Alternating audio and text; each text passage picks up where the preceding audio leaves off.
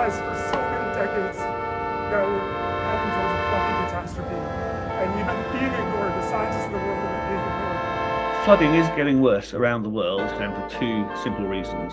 The first one is that the temperature of the air around the world is getting warmer, and warmer air can hold more water vapour. And what that means is that when it rains, more water is delivered in the same period of time, which makes it harder to drain away. So the rainfall is getting more intense.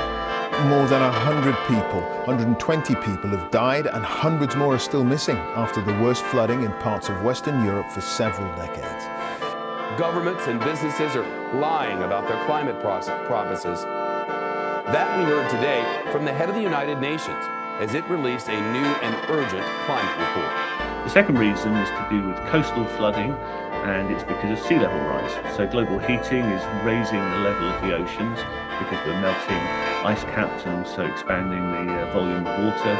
And that means that when cyclones and hurricanes blow in, the higher level of the sea gives it a higher starting point, and so it can reach further inland when it floods.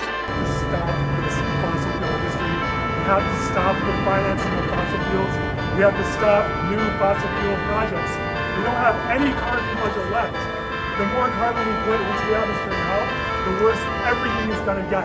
It's already really, really bad.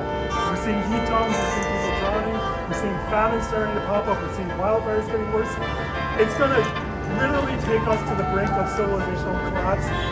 It is a file of shame, cataloguing the empty pledges that put us firmly on track towards an unlivable world. It suggests the world is running out of time to get global warming under control.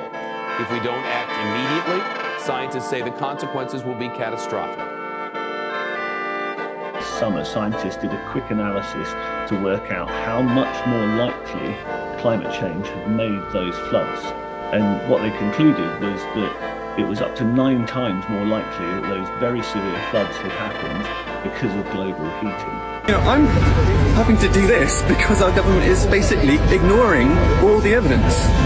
And we have tried all the rational, normal, evidence-based policy approaches, and they're just not acting according to it. The government's insane. And I don't know what else to do other than to do this, to try and get the attention that we need, to wake the public up, to understand that their government is acting completely in two faces, right? Like, on one hand, they're saying, oh, we're taking climate change seriously, we've declared an emergency, and then on the other hand, they invest in fossil fuels. Within the science and the things that academics are saying about what oil is causing around the world, and in this country too, this is the level of action that needs to be taken when our government is failing on their energy policies. Emissions of greenhouse gases need to peak within the next 3 years if we're to stave off the worst effects of climate change. This is for all of the kids of the world, all the young people, all of the future people. This is so much bigger than any of us.